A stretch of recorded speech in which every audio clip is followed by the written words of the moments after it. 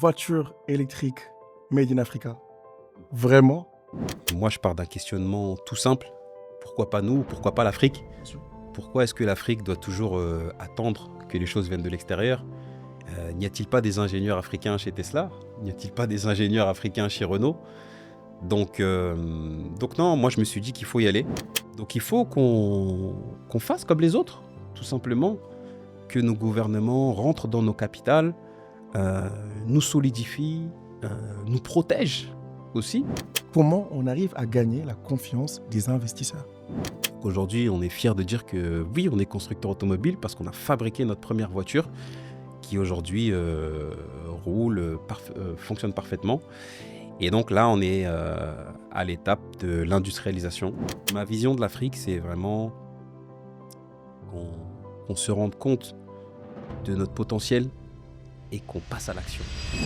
En 2024, plus de 17 millions de voitures électriques ont été vendues dans le monde, représentant une augmentation de 25% par rapport à l'année dernière, selon le cabinet britannique Romotion. Ce chiffre constitue un véritable record au moment où la demande mondiale ne cesse de croître.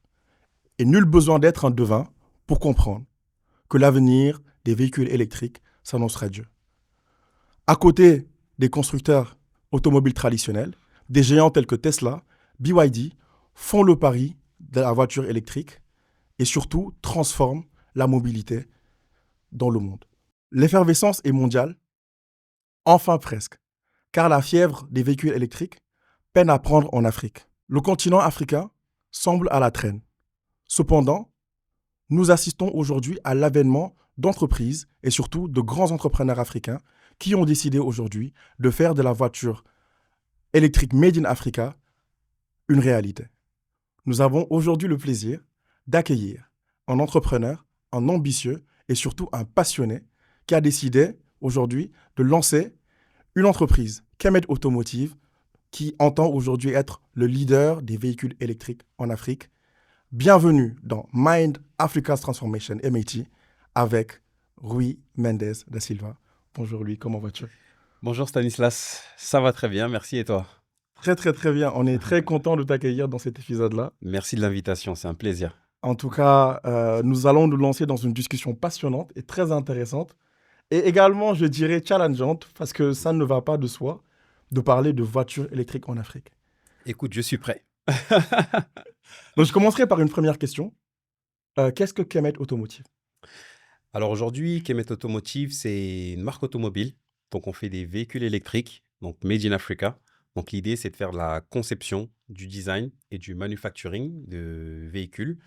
Donc l'idée, c'est vraiment de participer au développement économique du continent, de créer cette valeur ajoutée localement avec des designers africains, des ingénieurs africains, et surtout d'améliorer la mobilité sur le continent avec des véhicules neufs, des véhicules propres, des véhicules connectés, et donc voilà, d'améliorer le quotidien des Africains tout simplement. Voiture électrique Made in Africa.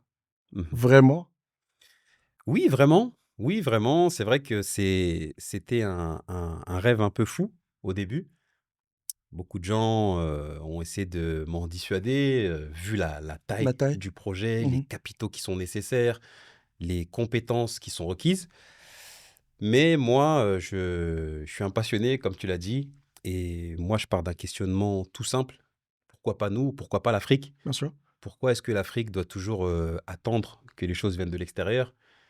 N'y a-t-il pas des ingénieurs africains chez Tesla? N'y a-t-il pas des ingénieurs africains chez Renault? Donc non, moi je me suis dit qu'il faut y aller. C'est une industrie qu'on ne peut pas éviter Mhm. parce qu'aujourd'hui on est dans un contexte global. Il y a des mesures qui ont été prises et qui vont forcément impacter l'Afrique.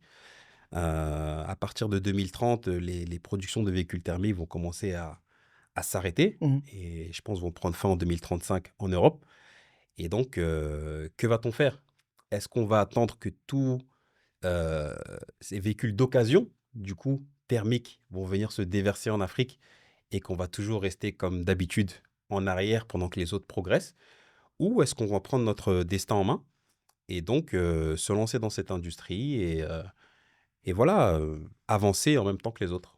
Et aujourd'hui, toi qui es un passionné de la tech, euh, il y a des choix qui auraient semblé plus faciles, plus Mhm, accessibles. mhm, Parce qu'aujourd'hui, le secteur de l'innovation est un secteur quand même qui, d'une certaine manière, grâce à l'ingéniosité, ne nécessite pas forcément euh, autant d'investissement que nécessite aujourd'hui la production industrielle.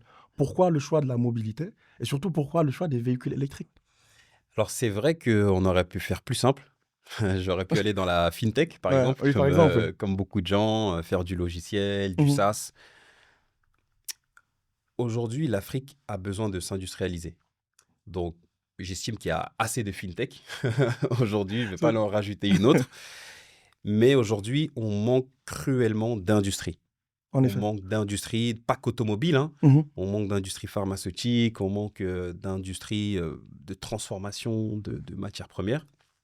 Et donc, euh, moi, je me suis investi de cette mission d'aller dans l'industrie, de créer de l'industrie de pointe qui va vraiment créer de la valeur socialement, économiquement, qui va booster les pays de la région de l'Afrique de l'Ouest et du continent. Et voilà, comme je dis, il faut bien que quelqu'un y aille. Donc, je me suis porté volontaire. En tout cas, nous saluons déjà ton choix, ton audace. Mhm, Et également, ce n'est pas un effet d'annonce. Parce que nous mhm, voyons déjà que sur le continent, il y a eu plusieurs annonces où les gens ont mhm, parlé de construction de véhicules électriques. Il y a également des entreprises, comme je disais, et des entrepreneurs qui ont commencé à investir fortement dedans, notamment en Afrique du Sud, au mhm. Kenya ou encore au Maroc. Mais moi, la question que j'aimerais te poser, c'est euh, où en est le projet Kemet Automotive? Concrètement, on a fait une première levée de fonds avec des business angels qui nous a permis de constituer une équipe aujourd'hui. Donc, on a des designers qui sont basés au Kenya et en Europe. On a des ingénieurs qui sont basés en Allemagne et en Afrique. Et donc, on a fait toute la partie design. Donc, on est parti des croquis, vraiment des croquis, jusqu'à la partie modélisation 3D. Mm.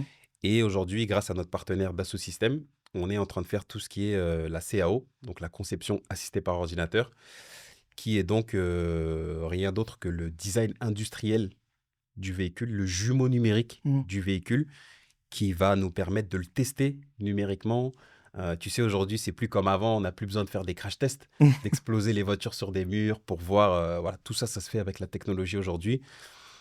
Et donc, on a fabriqué notre premier prototype de véhicule fonctionnel. Aujourd'hui, on est fiers de dire que oui, on est constructeur automobile parce qu'on a fabriqué notre première voiture qui aujourd'hui roule, fonctionne parfaitement. Et donc là, on est à l'étape de l'industrialisation. Donc, on est en train de travailler à mettre en place notre première usine pour lancer la production parce qu'on a déjà de la demande. Mhm. Et je précise juste qu'on travaille sur deux modèles aujourd'hui, sur un tricycle qui va permettre de faire du transport de personnes, remplacer un peu tous les... Au Nigeria, ils appellent ça les kékés, Mm. les tricycles. Il y en a beaucoup au Bénin, au Togo, en Afrique de l'Est. Et donc, électrifier Électrifié. ces tricycles-là. Et c'est un produit qui est très accessible, qui va permettre à l'Africain moyen de l'acheter et de faire des activités avec. Et après, on a un projet un peu plus ambitieux qui est un SUV. Donc là, qui va voilà, concurrencer Tesla, BYD. Voilà, on a vraiment mis le paquet sur le design, sur la technologie. Et donc, on espère voilà, conquérir le marché. Et donc, voilà, avoir des institutionnels, des entreprises, des classes moyennes et plus qui vont acquérir ce véhicule. Et nos présidents aussi, on Bien espère que sûr, nos bah présidents oui. vont rouler avec nos voitures. Et donc voilà où on en est aujourd'hui concrètement, c'est mise en place de la première unité de production. Tout à l'heure, tu parlais de prototype, tu parlais de design. Nous, Africains, nous sommes quand même adeptes du beau. Nous aimons les belles choses. Nous aimons les choses de qualité. Mhm. Aujourd'hui, à quoi ressemblerait la voiture électrique Made in Africa pour les Africains? Une voiture de boss? Alors je vais faire un peu appel à votre imagination. Donc nous, on s'est inspiré déjà de l'Afrique. C'est vraiment très important de le dire, on en est très fiers. On est parti des arts minimalistes D'accord. africains, donc on s'est inspiré des masques, du mobilier, des couleurs, etc. Et donc, même notre tricycle, on a fait un gros effort parce que on estime que aujourd'hui, trop souvent, on se dit, parce que c'est l'Afrique, c'est pas grave si c'est moche, Mm, mm, tant que ça coûte pas cher, c'est pas grave, c'est pour les Africains, ils s'en foutent, quoi. mm. Et nous, on est vraiment contre ça. Ah bah ouais. Surtout mon associé Nissi, alors elle, ouais, faut pas lui parler de ça. Donc non, nous, on a fait des tricycles qui sont très beaux, D'accord. très design, mais qui sont pas plus chers. D'accord. Et ça, c'est très important de le dire. Mm. Parce qu'on veut que, voilà, nos concitoyens, nos confrères puissent avoir des véhicules aussi dont ils peuvent être fiers, euh, dont ils vont pouvoir se vanter. Et donc voilà, on a vraiment mis le paquet sur le design. Et donc, voilà, je pense que très, très, très bientôt, les premiers designs vont être dévoilés. Et je pense que vous n'allez pas être déçus. En Bah, tout cas, tu me diras ce que tu en penses. bah, en tout cas, j'espère une chose, c'est que MIT aura une exclusivité quand même pour voir les designs en premier. Et nous serions très, très, très contents. Mhm, Bon, je ne doute pas du tout de la qualité, mais je suis enthousiaste à l'idée de voir ce que vous allez proposer. Euh, et j'ai hâte. J'ai hâte de voir à quoi ressemblerait. Parce que mhm, ça me fait un peu penser à Black Panther. Quand ils ont mhm, commencé à montrer un peu les designs, le fait de voir à la fois cet aspect technologique mhm, allié à nos racines africaines, mhm, c'est quelque chose qui m'a totalement transporté. Je ne veux pas forcément être dans la fiction, mais je pense mhm, qu'aujourd'hui, euh, de par notre essence mhm, africaine, de par notre diversité également, de par mhm, notre richesse africaine, mhm. voir ce mix-là pourrait réellement être quelque chose qui à la fois plairait aux Africains, mais plairait surtout au monde. Et c'est un très bon exemple que tu donnes, Black Panther. Et je pense qu'il ne faut pas avoir honte de se comparer à ce film de fiction, Mm. parce que les Américains, ils savent très bien faire rêver les gens. Ouais, bien sûr. Et je pense qu'on ne le fait pas assez chez nous et on devrait plus le faire. Et nous, c'est vraiment ce qu'on essaie de faire. Et on aimerait que ça soit aussi la voiture officielle de Black Panther. D'ailleurs, on a commencé à lancer des discussions là côté Hollywood. Mais oui, nous, c'est vraiment ce qu'on veut faire. C'est avoir des produits qui vont, comme tu l'as dit, plaire nos confrères du continent. Mais l'ambition, elle est vraiment internationale. Donc la voiture électrique Made in Africa n'est pas que pour l'Afrique. Non, non, non, non. Aujourd'hui, on insiste sur le fait du Made in Africa, Mhm. comme Renault insiste sur le fait que c'est du Made in France, Bien comme sûr. Tesla insiste sur le fait qu'ils sont fiers d'être une marque américaine, comme BYD dit fièrement qu'ils sont chinois. Nous, on dit fièrement qu'on est africain, mais aujourd'hui, on vise le marché mondial.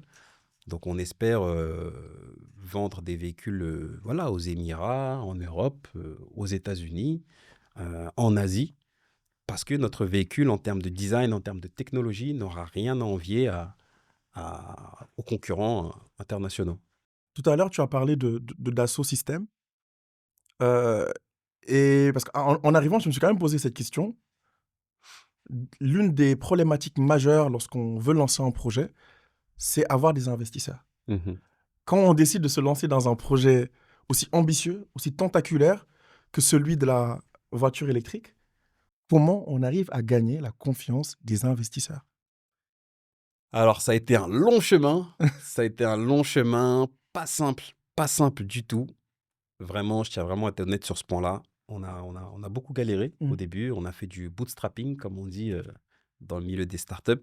Donc, au début, on a commencé avec nos moyens.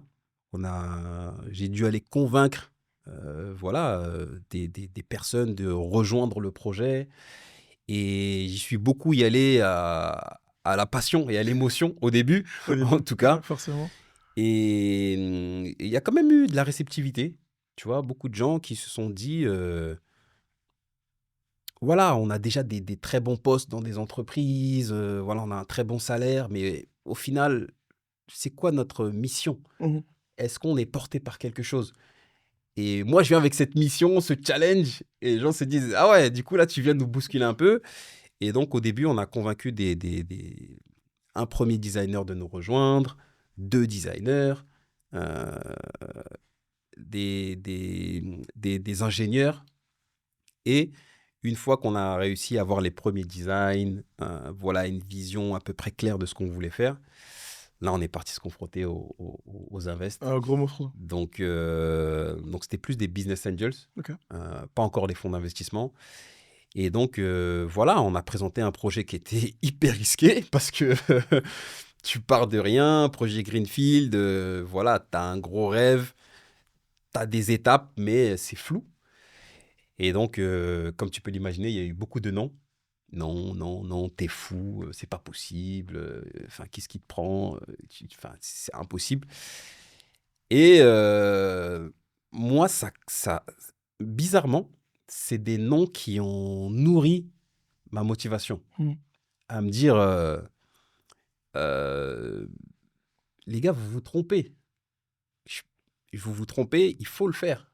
Il faut commencer par quelque part, surtout.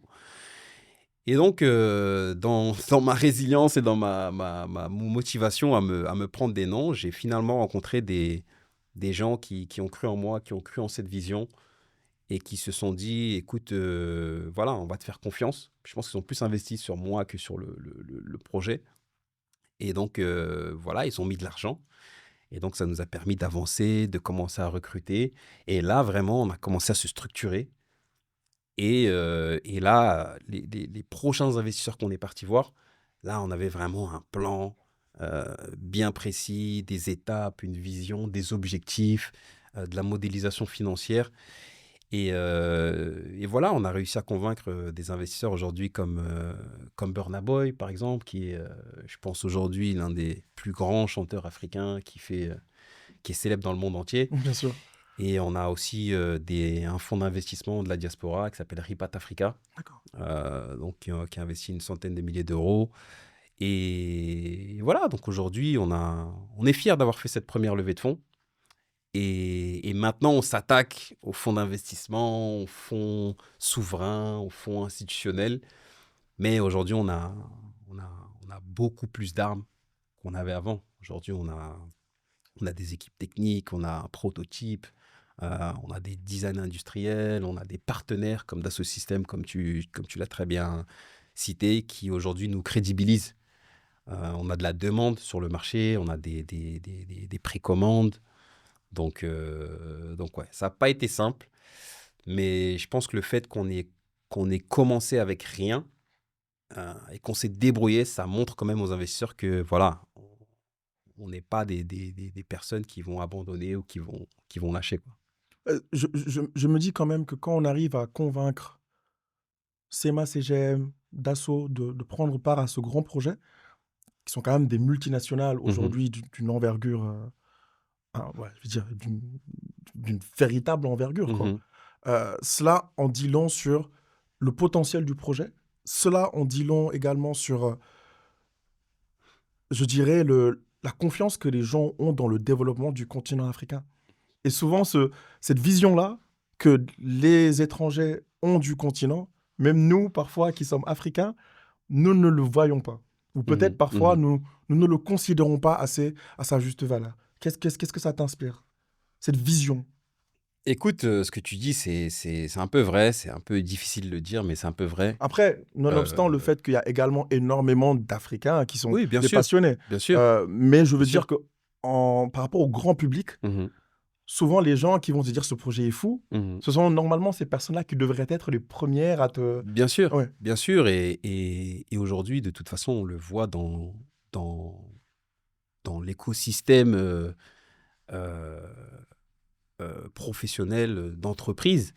Aujourd'hui, les entreprises étrangères sont présentes en Afrique depuis des décennies, qui font beaucoup d'argent depuis des décennies. Et c'est majoritairement des entreprises étrangères qui lead sur un peu tous les secteurs. Mm.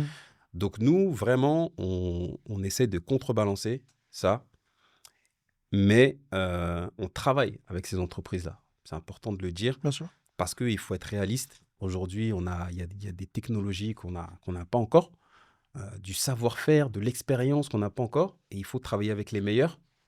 peu importe d'où ils viennent. Nous, aujourd'hui, Dassault Systèmes, c'est les leaders sur le marché aujourd'hui de tout ce qui est jumeaux numériques, design industriel. Donc, c'est un vrai plaisir de travailler avec eux. On a un vrai partenariat humain et professionnel. Et donc, voilà, euh, ils ont intégré cette mission du Made in Africa. Et aujourd'hui, c'est un peu notre challenge. Le challenge de ce partenariat, c'est que on peut développer des champions industriels africains en collaborant avec des entreprises internationales. Mhm. C'est compatible, Bien sûr. en fait. On peut faire aussi du transfert de compétences parce qu'ils nous mettent des spécialistes à disposition qui forment nos équipes. Là, on a signé des partenariats avec des écoles d'ingénierie. On va faire des centres d'innovation où des experts de Dassault et des prestataires de Dassault vont former des jeunes, des étudiants aux technologies de pointe. Donc voilà, on espère que plus d'acteurs africains vont nous suivre et vont faire partie de cette mission. Voilà, même si on est très, très, très, très fiers et contents de travailler avec des acteurs internationaux. Absolument. Mais là, aujourd'hui, lorsqu'on parle de voiture électrique, il y a quand même un mot Mhm. qui, qui fait clic, en tout cas. Électrique. Électrique. Voilà, c'est le terme électrique.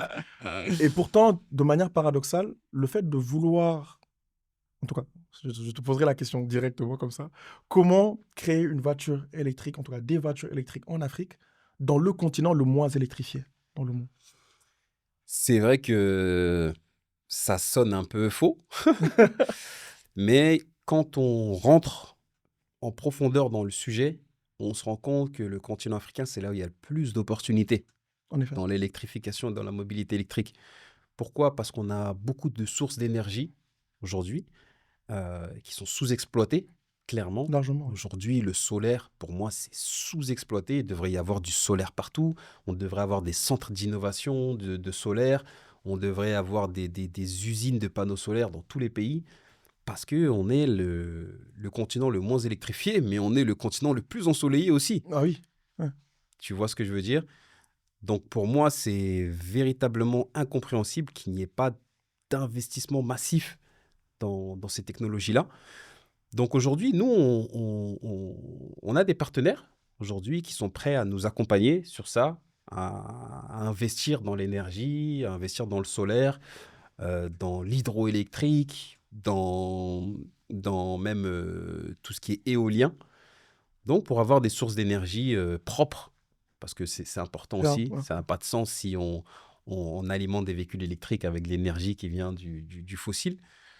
Mais voilà, on a des partenaires aujourd'hui qui nous accompagnent sur ça et on va mettre en place tout un écosystème avec eux parce qu'on ne peut pas tout faire. Voilà, d'énergie propre et on va essayer de démontrer que en fait, tout ça, c'est des opportunités. Maintenant, il y a un deuxième sujet qui est l'énergie, mais grand public. Mhm. Aujourd'hui, il faut savoir qu'il y a beaucoup de pays en Afrique qui produisent assez Ah, d'énergie. Et très souvent, c'est le réseau qui est un peu vieux ou voilà, qu'il faut améliorer. Mais euh, il faut un peu sortir de ces généralités. Voilà, quand on dit, moi ça m'irrite à chaque fois qu'on dit ouais, en Afrique, il n'y a pas d'électricité. Enfin, moi, j'ai habité à Dakar pendant longtemps. Voilà, j'ai la télé chez moi, j'ai la lumière. De temps en temps, il y a des coupures, mais 90% du temps, j'ai de l'électricité. Donc, essayons de parler positivement du continent et voilà, d'encourager en tout cas les investissements pour améliorer et pour voilà, améliorer tout ce qui est infrastructure. Ouais, parce que tu as mis le doigt quand même sur quelque chose de crucial, c'est que Mhm. au-delà de la production, le goulot d'étranglement, surtout au niveau de l'électricité en Afrique, c'est la transmission. Ouais, c'est Donc ça. aujourd'hui, avec des infrastructures électriques qui Mhm. sont malheureusement trop vétustes, Mhm. et également une intégration régionale des réseaux électriques qui Mhm. n'est pas assez, qui n'est pas assez fluide. Donc C'est ça. ça, c'est également un enjeu C'est ça. qu'il faut porter, Mhm. et que l'avènement également de la voiture électrique Mhm. et surtout des voitures électriques made in Africa pourrait renforcer. Donc Et, je pense, et justement, je rajoute ce point-là. Pour moi, tout ça, ce sont des opportunités. Aujourd'hui, on peut investir dans des infrastructures, dans des poteaux électriques, voilà, dans des stations solaires, pour améliorer et peut-être travailler en lien avec les sociétés nationales d'énergie. Voilà, en tout cas, le privé et le public peuvent faire beaucoup de coopération sur ce secteur-là. euh, en tout cas, l'idée en tout cas, ton projet est structurant parce qu'il soulève également des questions, à la fois sur l'électrification du continent, à la fois sur la mobilité verte, Mhm. également sur la transition énergétique aussi, qui est un enjeu crucial. Mais je mettrai un accent sur un dernier point, qui est l'industrialisation du continent. Mhm. Parce que d'une certaine manière, la volonté de créer ces chaînes de véhicules électriques dépend de la capacité du continent à s'industrialiser. Mhm. Ou quelle est ta vision sur aujourd'hui l'industrialisation du continent et comment aujourd'hui un tel projet participerait à industrialiser le continent, ce qui est aujourd'hui un enjeu vital pour l'économie? C'est une très bonne question. Merci de la poser. Et toutes les grandes puissances aujourd'hui se sont développées grâce à l'industrie. Il faut pas aller loin pour le voir.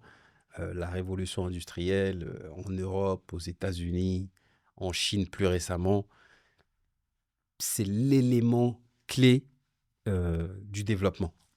Pourquoi? Parce qu'on crée de la valeur avec des matières premières, on les transforme, on les revend avec de la valeur ajoutée, on crée de l'emploi, du coup on crée de la richesse, on crée de la consommation dans la société et surtout on a de l'influence. On a de l'influence aujourd'hui. Le président français, quand il voyage aujourd'hui dans le monde, dans l'avion présidentiel, il y a des industriels, il y a des industries qui vont chercher avec lui des marchés ailleurs. Donc c'est crucial aujourd'hui, l'industrialisation, c'est inévitable. Voilà, les fintechs, c'est très bien, on en a besoin. J'ai beaucoup d'amis d'ailleurs qui ont des fintechs, mais aujourd'hui, moi, si je peux lancer un message aux investisseurs privés, institutionnels euh, qui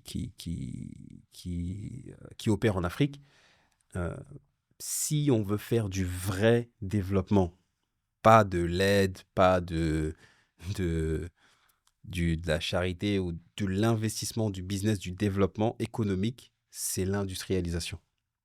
C'est aujourd'hui, voilà, créer un écosystème. Ce que nous, on fait en tout cas, c'est on commence par les écoles. On travaille avec les écoles à créer les compétences. Les ingénieurs de demain, les designers de demain. Ensuite, on met de la technologie. Parce qu'aujourd'hui, euh, d'après nous, ce qu'on a vu, en tout cas sur le continent, les industries en Afrique aujourd'hui n'intègrent pas les nouvelles technologies. Aujourd'hui, on peut faire du jumeau numérique avant même d'avoir une usine. On peut l'avoir en numérique. On peut avoir des travailleurs on peut tester les productions, tester la consommation d'énergie, tester les mouvements des employés, savoir combien d'employés mettre, enfin, tu vois. Donc, c'est intégrer ces technologies-là. Et trois, voilà, utiliser les matières premières qu'on a, avec les compétences, avec la technologie, mettre en place des usines qui vont permettre voilà, de créer ces produits qu'on va vendre à l'international. Donc, pour nous, c'est notre mission, en tout cas, c'est l'industrialisation. C'est pour ça qu'on essaie de travailler aussi avec les gouvernements. Euh, Parce que voilà. je venais sur ce point. Ok, Je eh venais ben sur ce écoute, point. Comment allons-y. aujourd'hui on embarque également les gouvernements pour à la fois financer cette industrialisation, mais également pour que les États soient vertueux et accompagnent les champions locaux, créent des champions locaux et Mhm. pérennisent le succès de ces champions-là. En tout cas, moi je pense qu'il y a beaucoup de gouvernements qui ont cette volonté, qui essaient de mettre des politiques en place. Maintenant, je pense que il devrait y avoir plus de collaboration, mais vraiment de PPP et même d'investissement direct des États dans les entreprises. pour moi, les gouvernements, à travers leurs fonds souverains ou à travers leur bras d'investissement, doivent rentrer dans le capital des entreprises. Et encore une fois, il faut prendre les modèles. Aujourd'hui, si BYD arrive à inonder le monde, à vendre 2 millions de voitures électriques par an, il ne faut pas se leurrer. Le gouvernement chinois est dans le capital de BYD. Ils ont des subventions, ils ont des facilités, ils ont de la diplomatie économique. C'est pareil pour des groupes comme Renault. Aujourd'hui, le gouvernement français est actionnaire chez Renault. Le gouvernement français ne laissera jamais Renault mourir, comme le gouvernement chinois ne laissera jamais BYD mourir. Donc il faut qu'on fasse comme les autres, tout simplement, que nos gouvernements rentrent dans nos capitales, nous solidifient, nous protègent aussi sur nos marchés. Et je pense que comme ça, on peut vraiment créer des synergies privées, publiques, qui vont avoir un réel impact. Car comme tu le dis, il faut que les États protègent Mhm. leurs champions locaux. Récemment, le 4 octobre, l'Union européenne a augmenté Mhm. les taxes de 35% pour toutes les voitures chinoises, Mhm. les accusant d'être subventionnées par les États, donc de concurrence déloyale. Mhm.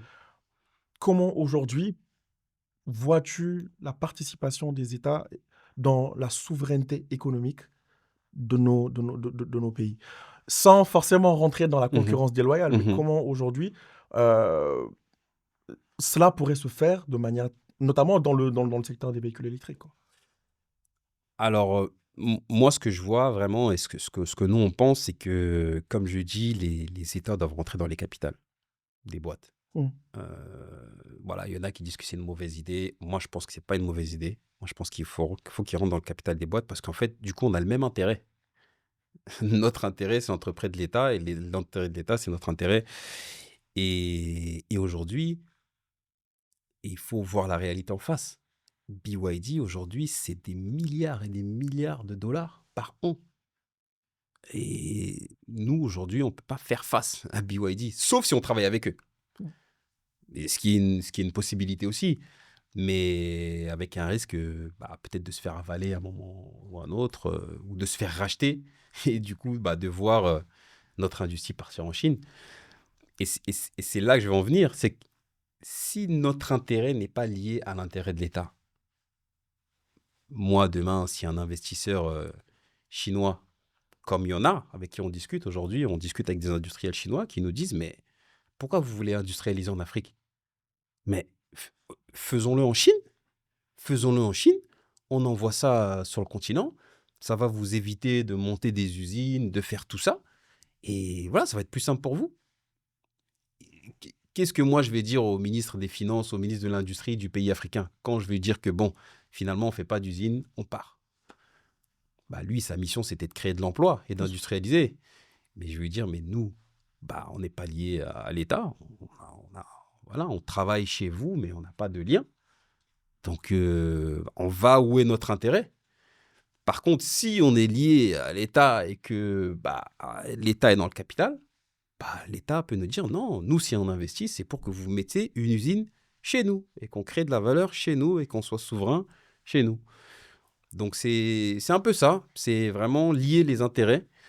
Et pour pouvoir faire face pardon, à ces mastodontes qui arrivent très agressivement. Mm. Et je pense que ça va s'accentuer avec cette guerre des tarifs que mène le président Donald Trump. Je pense qu'il y a beaucoup d'acteurs internationaux qui vont chercher d'autres marchés parce que ça devient compliqué aux Compliqué. États-Unis. Mm. Et aujourd'hui, quel est le marché qui offre encore de la profondeur?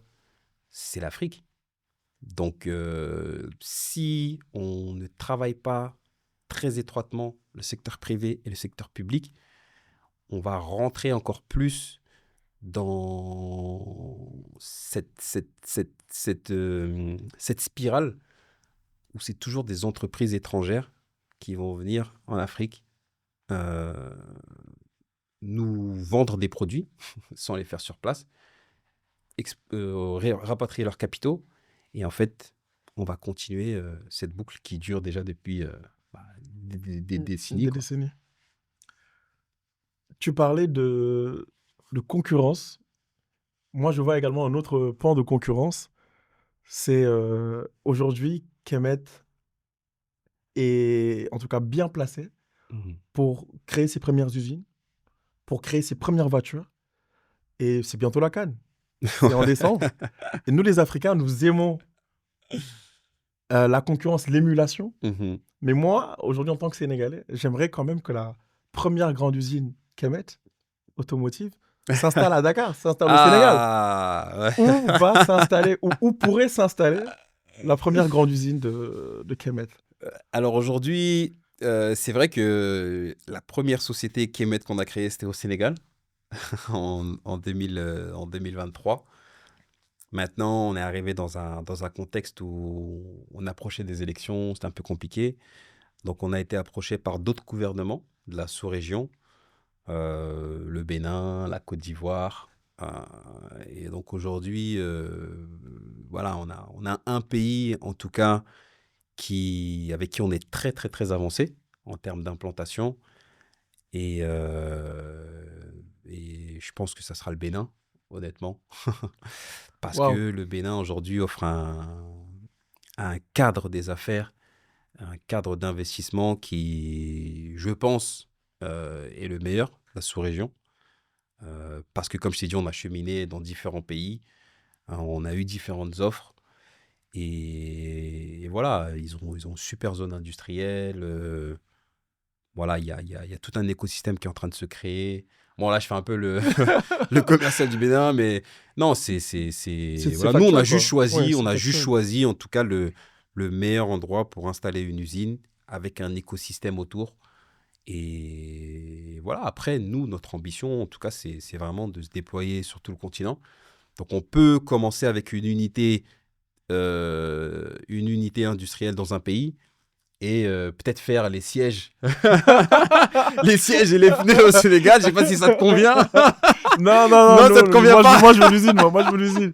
Attends, donc c'est-à-dire que là, le miracle béninois est en train de damer le pion à la teranga sénégalaise. Bah écoute, en tout cas, franchement, moi je suis vraiment, vraiment satisfait de la manière dont les choses se font. Hmm. Et pour l'instant, en tout cas, ouais, c'est le pays qu'on a identifié pour s'installer. Je Ouais, pense qu'il est... désolé, hein. Non, non, plus sérieusement, je pense qu'il est nécessaire d'avoir Mm. cette émulation. Mhm, C'est-à-dire de voir également des pays africains devenir tous compétitifs, mhm, être à la fois dans une compétition, mais également dans une compétition, dans une coopération, mhm. parce que c'est ça qui va faire avancer l'Afrique aussi. Exactement. Et aujourd'hui, les gens euh, ont beaucoup plus de facilité à voir un Béninois qui viendrait au Sénégal travailler, Mhm. investir au Sénégal, toi qui es à la fois sénégalais mais également bissau-guinéen, C'est ça. aller dans d'autres pays Mhm, d'Afrique également, transformer le continent, mm. car at the end of the day, je peux dire, nous avons les mêmes objectifs, C'est ça. nous avons les mêmes ambitions, C'est ça. et c'est beau de voir cela. C'est ça. C'est Donc ça. bon, je dis ça, mais je veux quand Mais même, je veux quand même, je veux quand même l'usine. non, non, mais c'est hyper important ce que tu dis là. Et moi, je trouve que c'est beau vraiment que notre terrain de jeu, ça soit l'Afrique. Bien sûr. Bon, là, on est sur l'Afrique de l'Ouest.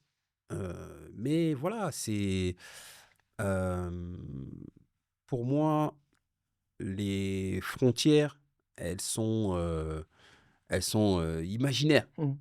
Aujourd'hui, il faut un marché intégré où on va travailler ensemble, où on va faire de la coopération. Nous, notre rêve, vraiment, c'est euh, de développer un écosystème industriel, donc avoir peut-être une unité de production au Bénin qui va être alimentée par une autre unité industrielle au Sénégal qui va faire les sièges, avoir une autre unité au Nigeria qui va faire la carrosserie, une unité industrielle au Maroc qui va faire les composants électroniques. Et en fait, comme ça, faire du trade, Bien sûr. tu vois, Ouais, faire du trade dans l'Afrique. Et voilà, parce que si tu compares aujourd'hui le trade intra-européen et le trade intra-africain, mais voilà, c'est terrible, tu vois. Donc, je pense qu'il faut vraiment, et la ZLECAf, je l'espère, va aider On espère.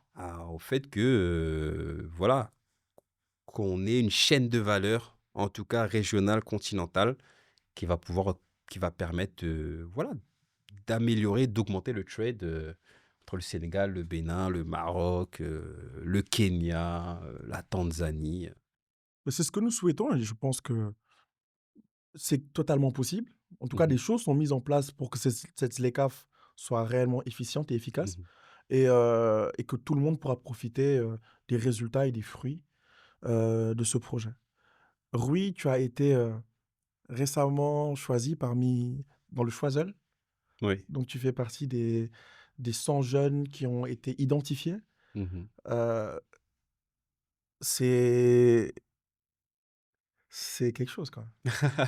C'est quelque chose quand Merci. même. C'est quelque chose. Félicitations déjà. Merci, merci beaucoup. Parce que c'est d'une certaine manière une juste reconnaissance de ton travail Mhm, et également de ton projet. Mais tu es quelqu'un de par ton parcours mhm, d'étonne aussi.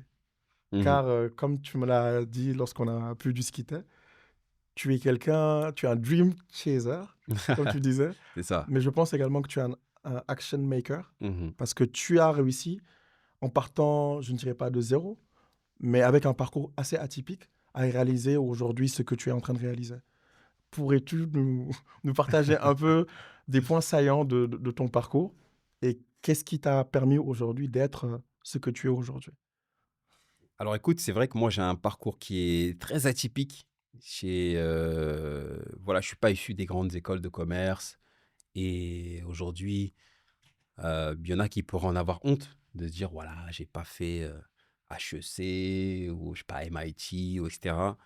Moi, je suis de ceux qui disent que ton passé ne te définit pas,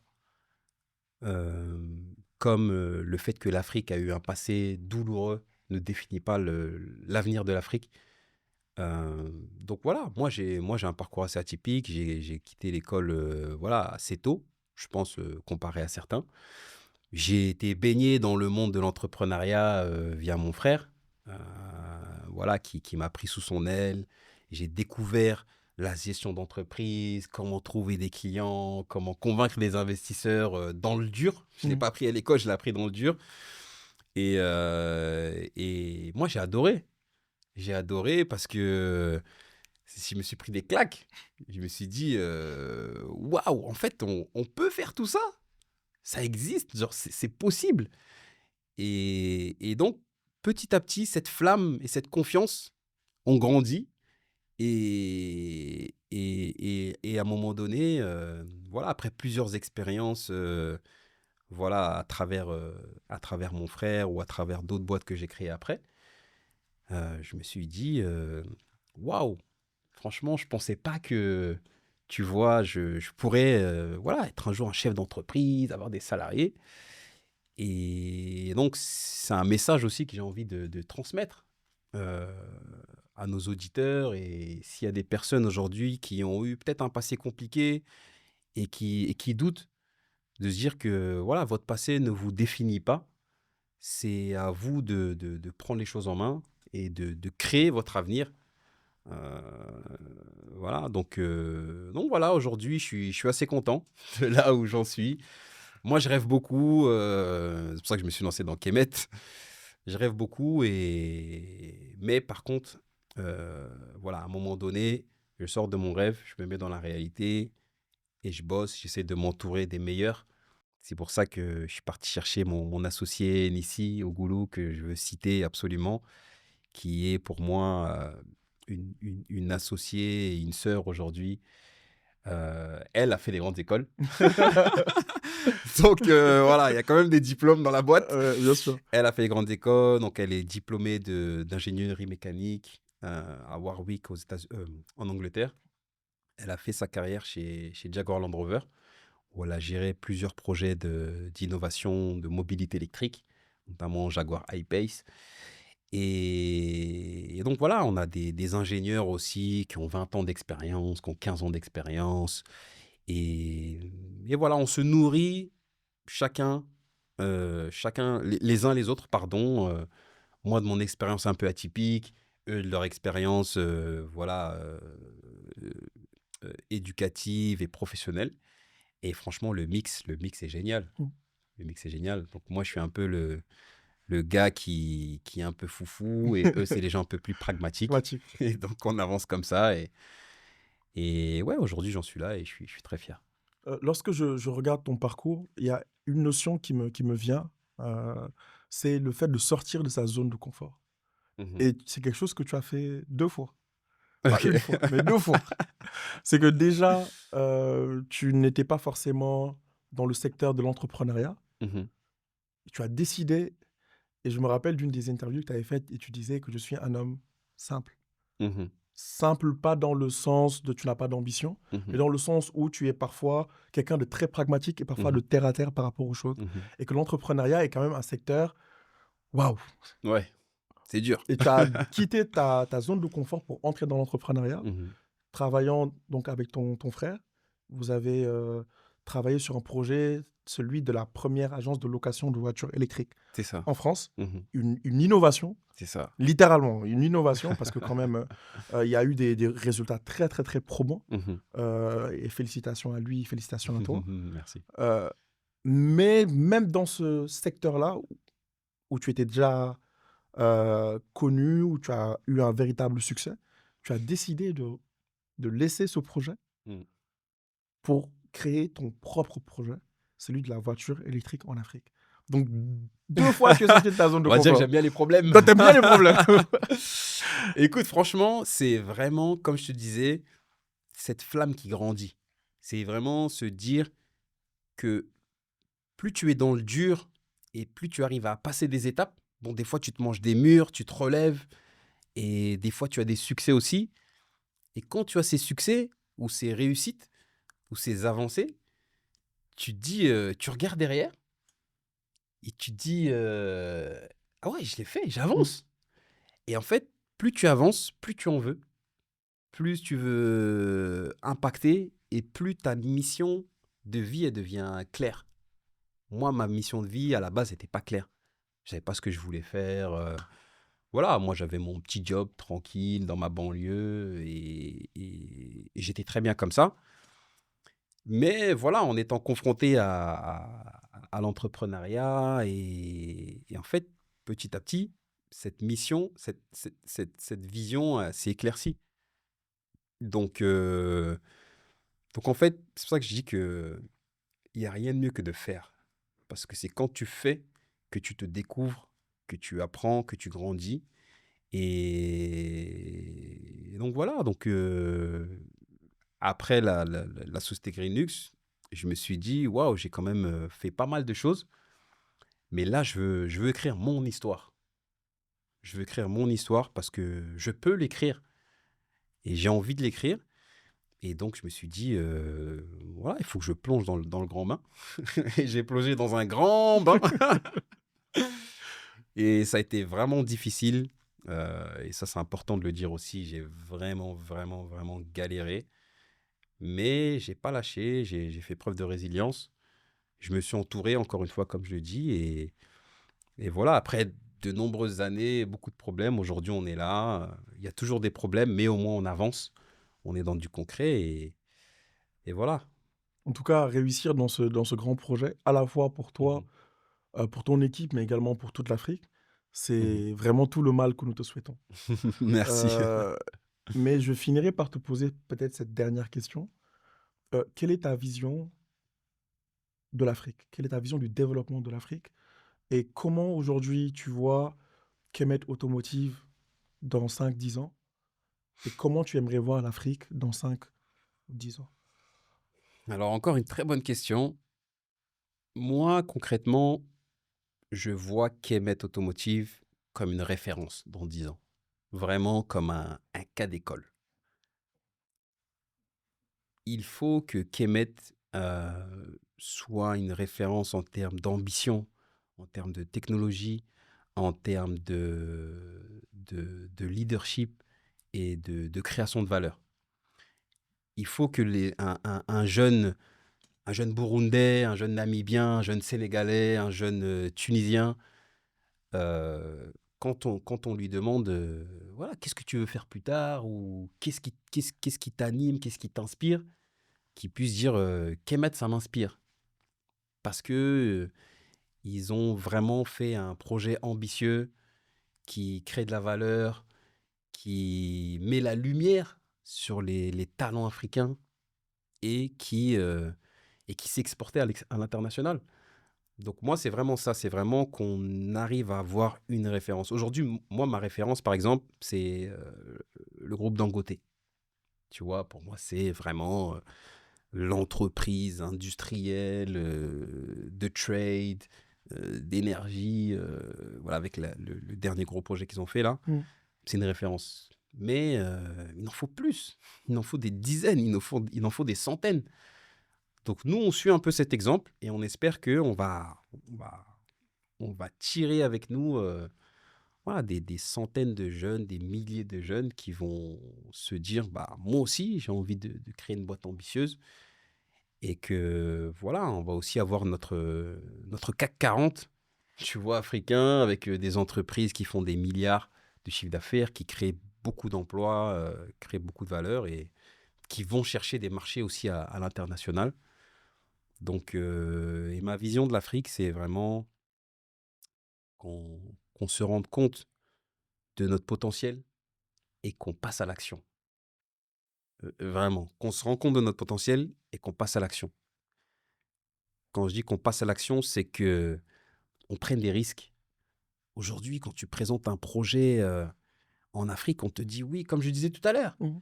c'est risqué. Est-ce que le marché, est-ce que l'électricité, est-ce que la gouvernance, la France des années 1800, 1900, c'était pas parfait.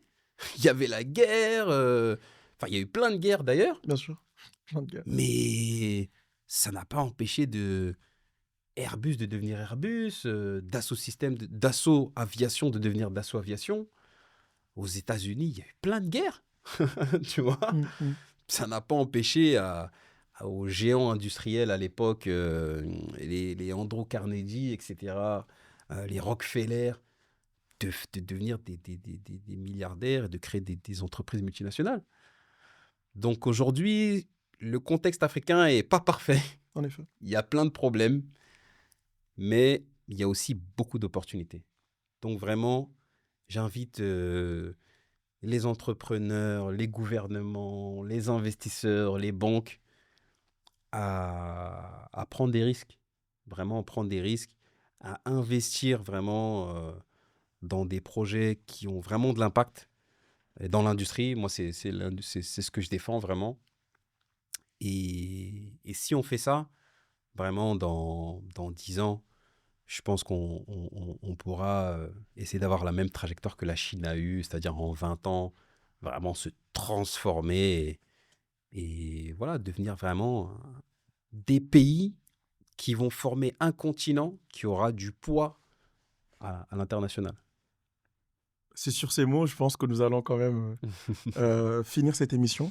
Réellement un plaisir de t'avoir accueilli dans cet épisode de My Merci. Africa's Transformation. Nous te souhaitons bon vent, bon courage dans ton initiative. Nous suivons de près. Nous suivons de près. Et comme je dis, nous attendons réellement que les fruits de ce bel arbre soient beaux. Et vraiment, merci beaucoup pour ton temps. Merci pour ta disponibilité et pour cette discussion de grande qualité. À tous les téléspectateurs et aux auditeurs, nous sommes sur Man Africa's Transformation et l'objectif est le même. Dire l'Afrique que nous connaissons, que nous espérons et que nous construisons. Merci beaucoup. Oui, Mendes. Merci à toi pour l'invitation.